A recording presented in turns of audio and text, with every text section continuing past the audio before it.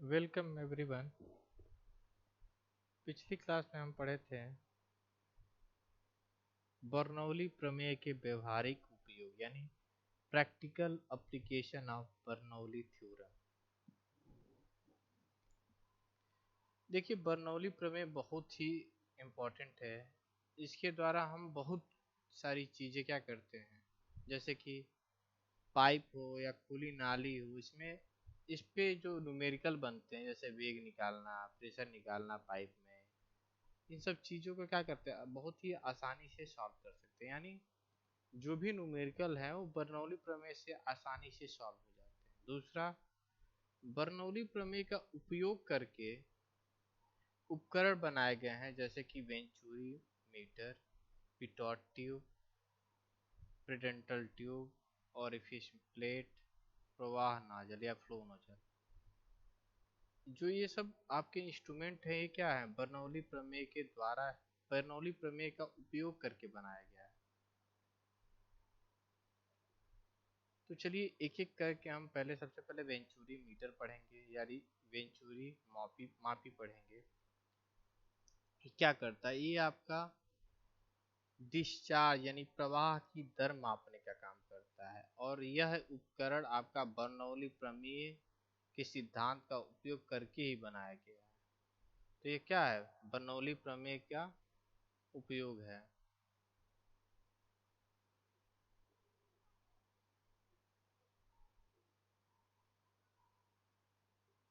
चलिए पहला देखते हैं बर्नौली प्रमेय के व्यवहारिक उपयोग।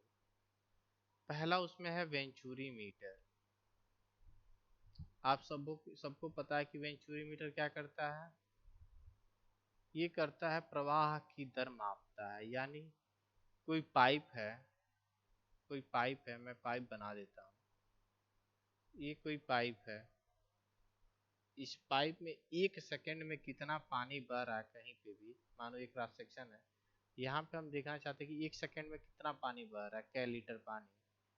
तो उसके लिए हमें क्या करना पड़ेगा, उसके लिए हमें ये वेंचुरी मीटर उपयोग करना पड़ेगा। वेंचुरी मीटर कैसे बना होता है, वेंचुरी मीटर को क्या करते हैं, जो पाइप होता है ना उसको काट देते हैं बीच से। ये जैसे वेंचुरी मीटर है, इसको क्या किया गया, यहाँ से काट दिया गया है।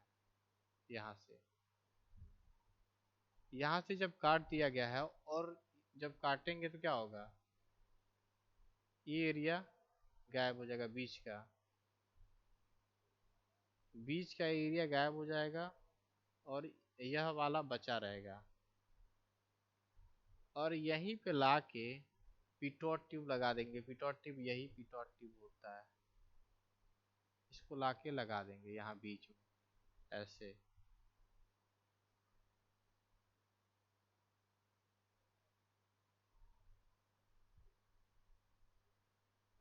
ऐसे लाके लगा देंगे।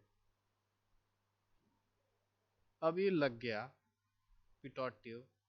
तो सबसे पहले देखिए, यही जो फिगर आप बनाए, यही फिगर आपके सामने बना हुआ है, बस थोड़ा सा अच्छे से बना है। हम थोड़ा सा उतना अच्छा नहीं बनाया है। तो देखिए, ये आपका पाइप है, मेन पाइप, ये भी आपका मेन पाइप है। इन्हीं दोनों पाइपों को बीच में से काट के यहाँ पे लगा दिया गया है वेंचुरी मीटर। तो आपका वेंचुरी मीटर लगा हुआ है इन्हीं सबको काट के। अब वेंचुरी मीटर हम देखते हैं, तो देखिए आपका यह वाला पार्ट जो है, दोनों बीच में, ये है वेंचुरी मीटर। अब वेंचुरी मीटर तीन चीजों, इसमें वेंचुरी मीटर में तीन पार्ट होते हैं। पहला होता है आपका यहाँ पे, जिसे अभिसारी या कन्वर्जिंग कहते हैं। कन्वर्जिंग मतलब जो आगे की तरफ पतला होता जाए। दूसरा है थ्रोट। थ्रोट मतलब एक बराबर होता है लेकिन पतला मुंह होता है, ऐसे बीच में से पतला मुंह, ये हो गया थ्रोट। और ये लास्ट वाला जो है आपका, ये है आपका डाइवर्जिंग कोन या अपसारी शंकु, डाइवर्जिंग ऐसे। और ये बीच में पाइप से जाके लास्ट में ऐसे मिल गया पाइप से, यानी पानी क्या पाइप में फ्लो कर रहा है, बीच में वेंचुरीमीटर है, ऐसे पानी जाएगा, ऐसे होते हुए ऐसे निकल जाएगा। ठीक है।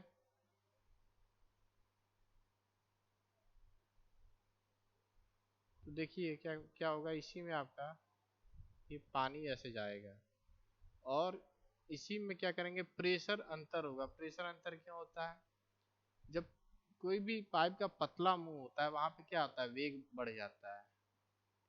क्यों, क्योंकि वहाँ एरिया कम होता है। एरिया कम होता है तो वेग बढ़ जाता है, जब पतला मुंह रहेगा तो वहाँ वेग बढ़ जाएगा।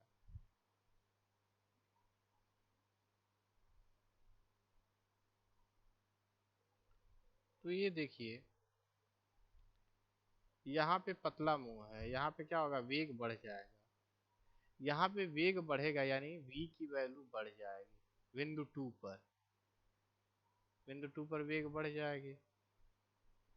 तो बर्नौली प्रमेय से पढ़े थे कि ऊर्जा एक ही समान होती है, अगर एक चीज बढ़ेगा दूसरा घटेगा, यानी यहाँ पे प्रेशर जो होगा वो आपका घट जाएगा, यानी P की वैल्यू क्या होगी, घट जाएगी नीचे की तरफ।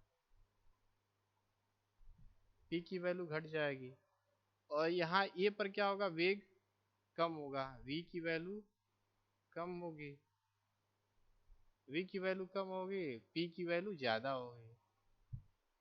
कहने का मतलब है यहाँ बिंदु 1 पे प्रेशर कम होगा और बिंदु 2 पर प्रेशर ज्यादा होगा। अब देखिए बिंदु 1 यानी पाइप से मैनोमीटर जोड़ दिया गया है, यहाँ बिंदु 2 पर भी मैनोमीटर जोड़ दिया गया है। ये है डिफरेंशियल मैनोमीटर। डिफरेंशियल मैनोमीटर क्या करता है, ये दाब का अंतर बताता है किन्हीं दो बिंदुओं के बीच में, दाबांतर बताता है।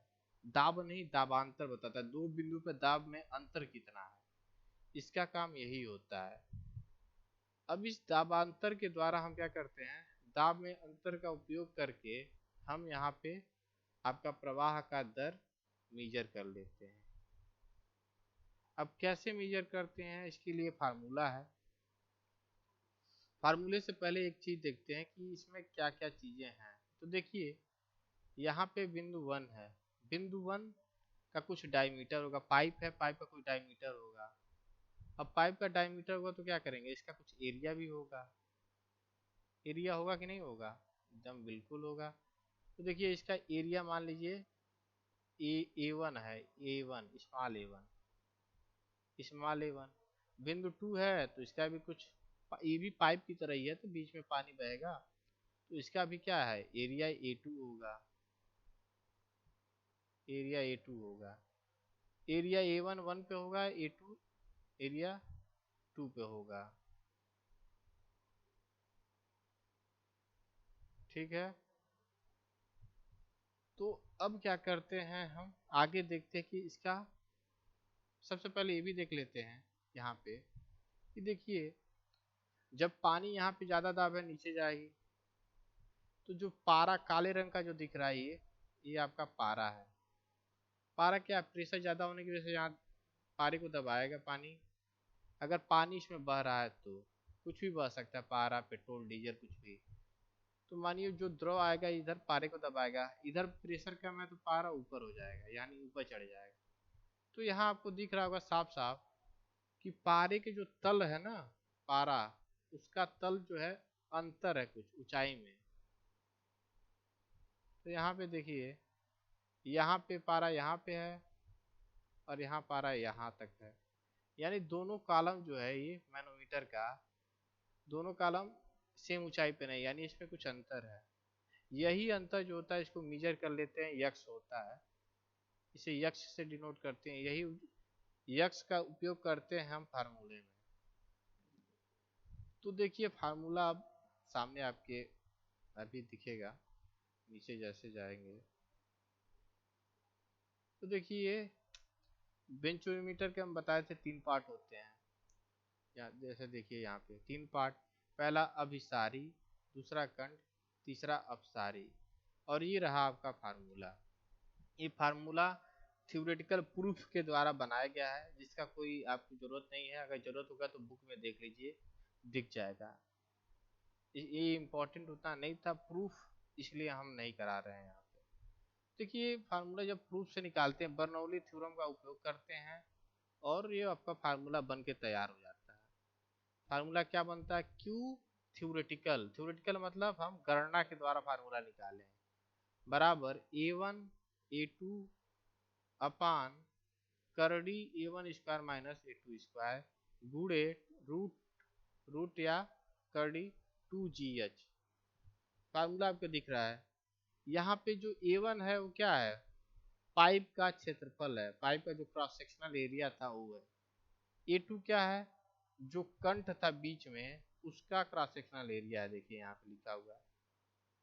और G तो आपको पता है ग्रेविटेशनल कांस्टेंट होता है, गुरुत्वाकर्षण नियतांक, इसकी वैल्यू 9.81 होती है। और H हमें निकालना रहेगा, H के लिए एक फार्मूला होता है छोटा सा। ये सब कुछ हमें पता रहेगा, सिर्फ H की वैल्यू निकालनी रहेगी। पाइप का एरिया पता है, थ्रोट का एरिया पता है, बस H निकालना है। H निकालने के लिए क्या करते हैं, हम फार्मूला यूज करते हैं H बराबर x ब्रैकेट में S1 अपान S2 माइनस 1।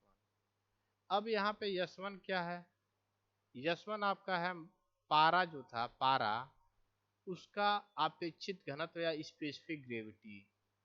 देखिए यहाँ पे जो पारा है ये भी आपका वेंचुरीमीटर का ही फिगर है। पारा जो भरा हुआ है इसका अपेक्षित घनत्व होगा, अगर पारा है तो इसका 13.6 होता है, यही आपका S1 है 13.6। और S2 है जो पाइप में द्रव बह रहा है ना उसका अपेक्षित घनत्व है। जैसे यहाँ पे भी पानी ही रहेगा, अगर पानी भरा तो यहाँ पे भी पानी ही रहेगा, तो इसका जो इसमें पानी बह रहा है उसका अपेक्षित घनत्व। तो अपेक्षित घनत्व है स्पेसिफिक ग्रेविटी, अगर पानी है तो पानी के लिए स्पेसिफिक ग्रेविटी 1 होता है, 1। हम आप लोगों को पिछली क्लास में जब फर्स्ट चैप्टर पढ़े तो वहां पढ़े थे कि अपेक्षित घनत्व है स्पेसिफिक ग्रेविटी दो डेंसिटी का अनुपात होता है। ऊपर होता है जिसका निकालना है, अगर पारा का निकालना है तो पारा का घनत्व, तो नीचे अगर मानो हम स्पेसिफिक ग्रेविटी पारे का निकालना है S1 तो ऊपर लेंगे पारे का घनत्व 13,600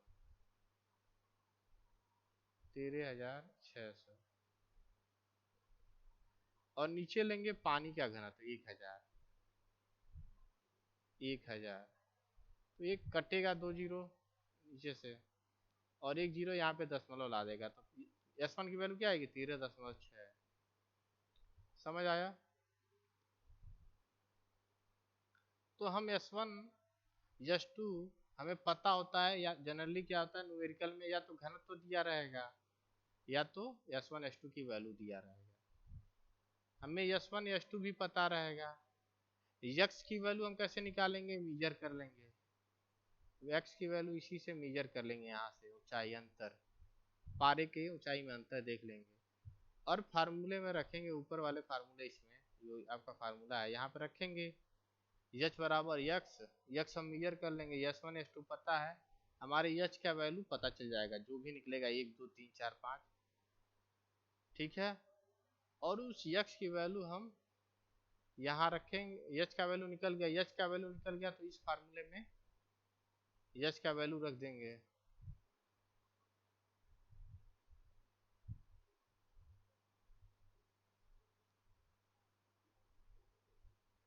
तो यहाँ H का वैल्यू रख देंगे, A1 A2 सब कुछ पता है, हमारा विसर्जन की दर यानी प्रवाह की दर Q की वैल्यू निकल जाएगी कि पाइप में कितना पानी 1 सेकेंड में बह रहा है, कितना लीटर पानी।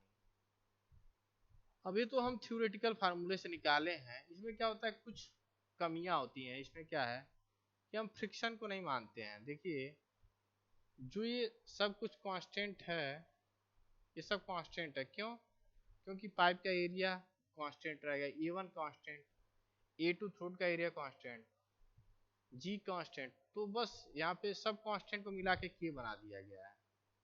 बस H बदलेगा, वो भी x के रिस्पेक्ट में, जैसे जैसे x बदलेगा H बदलेगा। तो ये कि H को यहाँ पे इसी के समानुपाती हो गया। H क्या है यहाँ पे, K क्या है, वेंचुरी माफिक स्थिरांक। अब Q थ्योरेटिकल क्या हो गया, K रूट H। यहाँ पे हम फ्रिक्शन लॉस को नहीं मानते हैं। देखिए फ्रिक्शन लॉस मानी घर्षण, जब पानी पाइप में बहेगा क्या होगा, कुछ घर्षण या फ्रिक्शन होगा, तो उस फ्रिक्शन को हम मान लेते हैं कि पानी और पाइप के बीच कोई फ्रिक्शन या घर्षण नहीं है, तो यह फार्मूला होगा। लेकिन रियल लाइफ में कोई ना कोई घर्षण होगा, तो उसके लिए हम एक कांस्टेंट लाते हैं जिसे कहते हैं सी डी। सी डी मतलब कोफिशिएंट ऑफ डिस्चार्ज, सी का मतलब कोफिशिएंट, डी का मतलब डिस्चार्ज। तो ये क्या करता है, ये एक्चुअल वैल्यू देता है। एक्चुअल मतलब कि जब हम मापेंगे तो एक्चुअल यही प्राप्त होगा, जब फार्मूला लगाएंगे और मापेंगे तो यही प्राप्त होगा। तो सी डी क्या वैल्यू, ये सी डी क्या है, सी डी आपका होता है कोफिशिएंट ऑफ डिस्चार्ज। देखेंगे नीचे, ये सी डी क्या है, कोफिशिएंट ऑफ डिस्चार्ज। इसका मान होता है 0.94 से 98 तक। तो क्यू एक्चुअल क्या हो जाएगा, क्यू एक्चुअल हो जाएगा C D into Q theoretical. जो क्यू थ्योरेटिकल हम फार्मूला निकाले थे, क्यू थ्योरेटिकल में सी डी से मल्टीप्लाई कर देंगे, क्यू एक्चुअल निकल जाएगा। देखिए क्यू थ्योरेटिकल यही था, क्यू थ्योरेटिकल, इसमें सी डी से मल्टीप्लाई कर दीजिए, आपका क्यू एक्चुअल पता चल जाएगा। ठीक है, तो देखिए हमें यही निकालना रहता है बस।